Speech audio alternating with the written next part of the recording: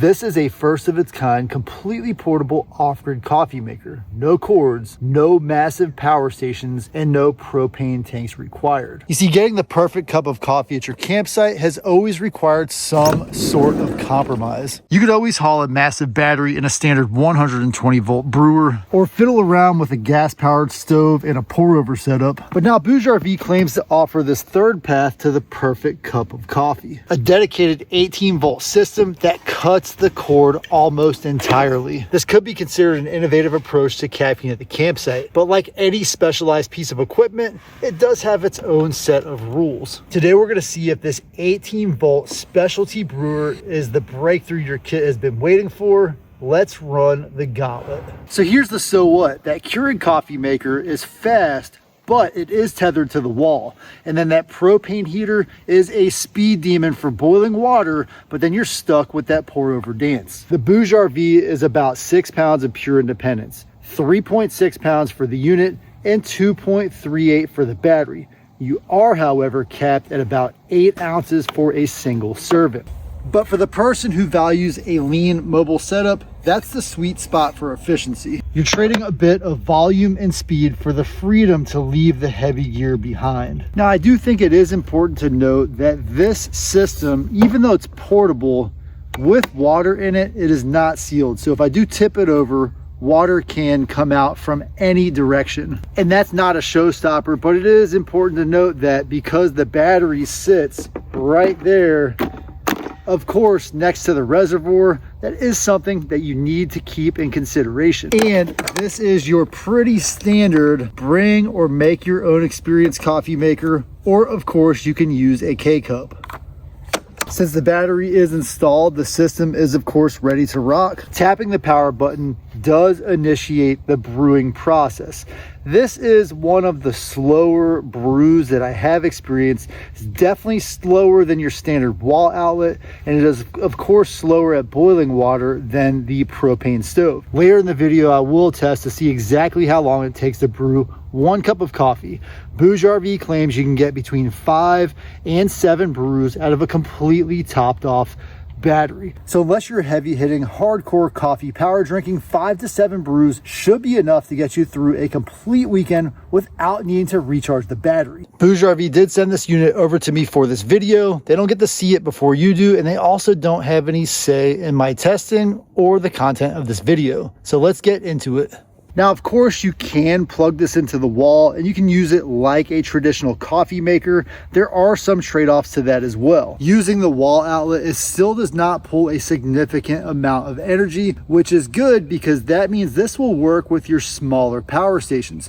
But when it is plugged into the wall and the battery is plugged into the device, it does not recharge. So in order to recharge this battery, you have to physically disconnect it from the unit and plug it into a USB-C port. This is, of course, the perfect size for our standard camping coffee mug, but you are limited to about 5.5 inches, or excuse me, 5.12 inches of clearance to get your mug inside. So that means you are limited away from those narrower, taller coffee mugs that a lot of people like to use when they're traveling. Overall, the system is about 10 inches tall, 5 inches wide, and 8 inches deep.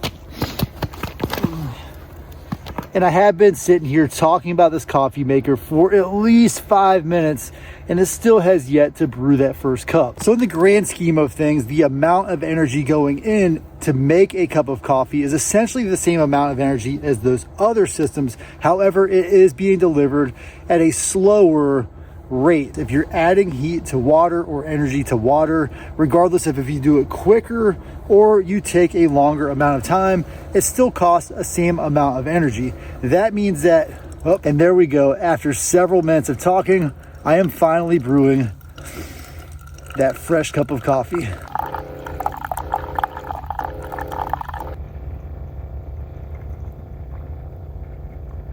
Even though this is designed to run off of this battery, I do also want to just show you guys how much power does it pull from the power station. Now, I did mention earlier that it will not charge the battery while it's plugged into the wall. So right now we are plugged into the wall.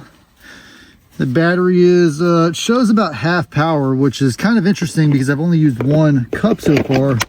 but by plugging it in, it does not initiate a recharge process. So for now, I'll go ahead and keep that battery out, and let me add some water. That way we can get an accurate assessment of how much power this thing pulls from the battery. For this test right here, I'm not going to waste another K-cup because I'm already getting my daily fill of caffeine that I need. So the cup here does have a little lip right here. This lip has to line up with that little needle right there, or the thing will not settle. You don't have to search too hard because there are the tabs. However, with the 2 tabs, if you have it the exact opposite, it won't go in. So it must be oriented in the exact correct position. There is one more little guide right here, and this is where the flip up portion of the cup rests right here. So 1, 2, 3 points of reference to make sure you have this thing properly installed. And just like before, once you have everything set up, you simply hit the power button to get this started. Now, before I get this started, I do want to turn off my Starlink and my lamp here because it is pulling a little bit of power. Now I'm down to 0 watts. I'm gonna hit that power button. So the power station jumps straight up to 600 watts, which will work with most of the serious power stations that you have out there in the market.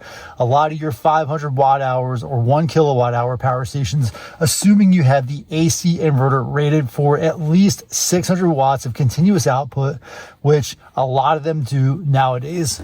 Now, versus using just the battery, it does seem to be brewing much faster. I can actually hear the water heating up. I didn't start a timer. I should have started a timer. That way I could see exactly how long this takes, but it seems to be going much faster off of the AC outlet. While this continues to brew, I did want to show you, this is a 2 amp hour DeWalt battery. Size difference, massive difference. I would have to do the exact math, but I want to say this is close to 8 amp hours. So this is an 8 amp hour, or for power station speak, 144 watt hours. So, you know, 4 times the internal capacity. But we are, of course, getting that cup done much faster, I believe, than using just the battery power alone. But coffee is coffee. This thing is by no means a speed demon, but that is sufficient. And in fact, using that low amount of AC power is, for me, potentially a game changer, because now I wouldn't have to carry such a large power station around, except for the fact that I do use a bigger power station to cook other kinds of meals with other more power hungry electronic devices. From this power station, which is about a 950 watt hour, I pulled about 3%, and that maths out to just about 30 watt hours, which is on par with what I would expect from the AC inverter, because it's increasing the voltage and then dropping it back down into the coffee maker. That also works with that 144 watt hour battery, which at 7 brews would be close to 20 watt hours per brew, and at 5 brews would be close to 30 watt hours per brew. So perfect math. So I'm gonna go ahead and start this timer and start that final brew and go over some of my thoughts for this coffee maker. I think the biggest elephant in the room for this thing is the fact that it is very expensive relative to a cheap coffee maker.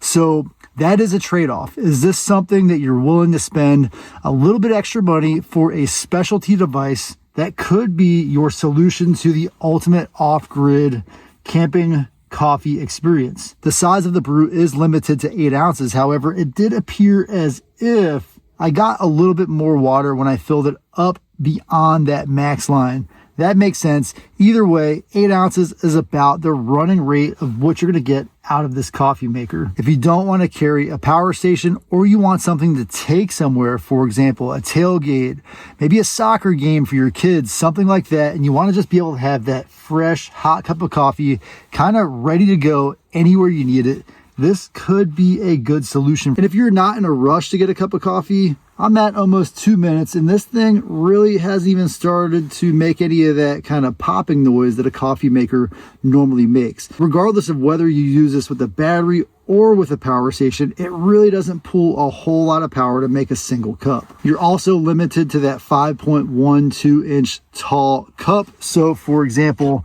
my favorite coffee cup right here does not work inside of this coffee maker. I like this cup because it has a porcelain lining, and so when I'm using it to drink coffee, I don't have that metallic tinny flavor in my coffee cup. But at this point, it's just a stretch. If you enjoyed my content, give it a thumbs up, and I'm gonna jump right to the end of this thing brewing in 3, 2, 1.